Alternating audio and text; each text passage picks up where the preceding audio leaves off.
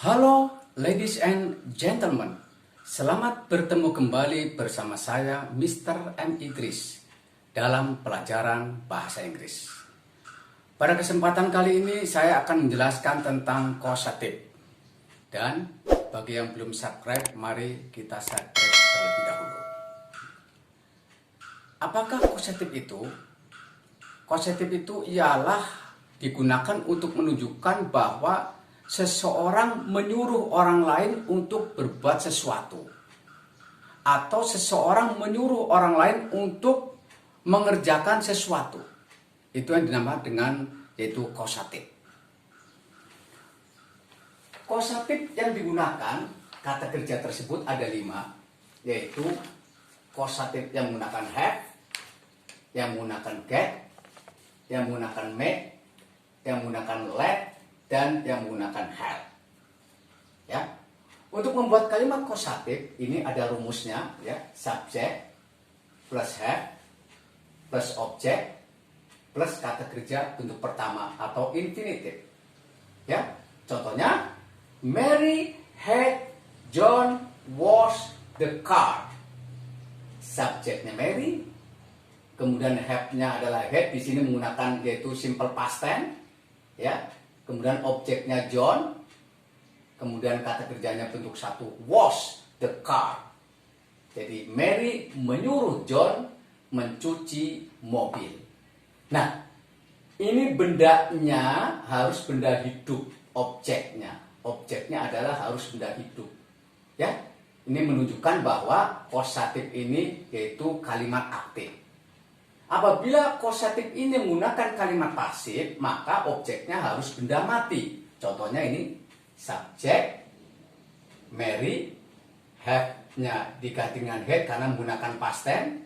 Kemudian the car, ini adalah objeknya benda mati. Maka kalau objeknya benda mati, di sini kata kerjanya menggunakan kata kerja bentuk yang ketiga.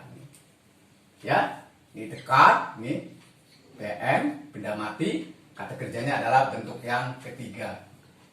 Berbeda dengan yang ini. Ya, John. Ya, objeknya adalah John. Ini benda hidup. Ya, maka kata kerjanya adalah kata kerja bentuk yang pertama. Ini menunjukkan kalimat causative aktif. Ini menunjukkan kalimat causative yaitu pasif. Bendanya adalah benda mati. Mary had the car washed. Mary menyuruh mobilnya dicuci. Ya, menunjukkan pasif. Oke. Kemudian yang menggunakan get, causative yang menggunakan get, subjeknya Mary, kemudian get-nya menjadi got karena bentuk past tense, ya. Kemudian John, ini objeknya benda hidup, kemudian to wash the car. Jadi kalau memakai get, ya, kalau menggunakan get, kata kerjanya harus memakai to infinitive. Berbeda dengan yang ini, kata kerjanya tanpa to, di sini kata kerjanya menggunakan to. Kalau causative itu menggunakan get. Jadi Mary menyuruh John mencuci mobil. Ya, kemudian di sini, ya, bentuk pasifnya, kalimat pasifnya ini kalimat aktif. Kalau kalimat pasifnya menjadi subjeknya Mary, get-nya menjadi got karena ini bentuk past tense, ya. Kemudian the car, objeknya adalah benda mati. Kemudian di sini kata kerjanya bentuk yang ketiga. Jadi sama dengan yang di atas. Jadi benda mati, ya.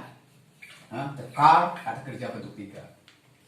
Nah, nanti dalam menggunakan causative ini tensesnya boleh apa saja. Bisa present tense, bisa present continuous tense, bisa future tense, bisa past tense, dan seterusnya. Ini kebetulan saya menggunakan kalimat past tense saja, ya. Jadi pakai got, ini pakai had. Oke, kemudian yang menggunakan make, subjeknya the robber, kemudian made, past tense. Objeknya adalah benda hidup, yaitu the teller. Kemudian kata kerjanya adalah give di sini. Ya, him the money. Jadi the robber made the teller give him the money. Nah, artinya, ya, make ini adalah causative yang sifatnya itu adalah memaksa. Memaksa, adanya penekanan, memaksa, menyuruh tapi memaksa gitu. Nah, inilah menggunakan make, ya. Menggunakan make kalau memaksa. Jadi artinya, ya, perampok itu menyuruh dengan memaksa. Menyuruh dengan memaksa. teller memberinya uang. Ya, ini ada perampok, jadi memaksa teller untuk memberikan uang. Sifatnya memaksa. Atau bisa juga misalnya begini, guru menyuruh murid mengerjakan soal-soal latihan. Jadi guru itu memaksa supaya murid mengerjakan soal-soal latihan. Itu bisa menggunakan made. Jadi the teacher made the student do the exercises. Itu contohnya begitu. Ya. Oke, sekarang menggunakan let. Ya.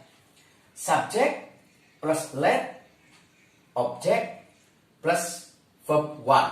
Jadi John adalah subjek, let ini ya, kemudian objeknya him, benda hidup, kemudian go adalah kata kerja bentuk yang pertama. Sebenarnya ini kata kerja let yang dimasukkan dalam kosatif ini sebenarnya bukan kosatif.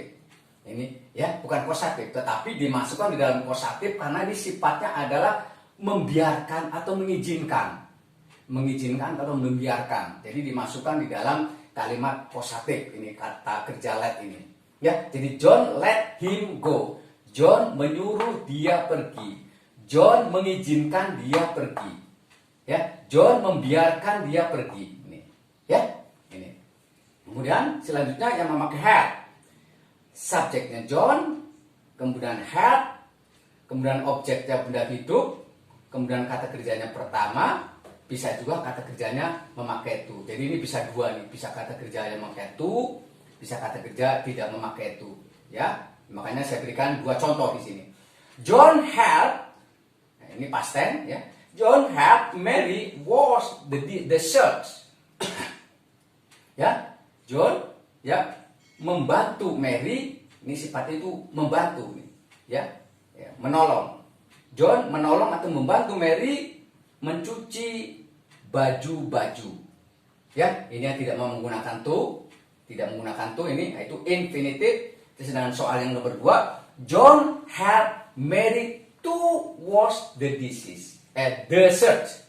John had Mary to wash the shirts. Di sini jelas tidak memakai to, di sini memakai to. Jadi ini ada dua pilihan. Apabila kalian mengerjakan yang pertama itu betul yang menggunakan to, bisa juga yang tidak menggunakan to.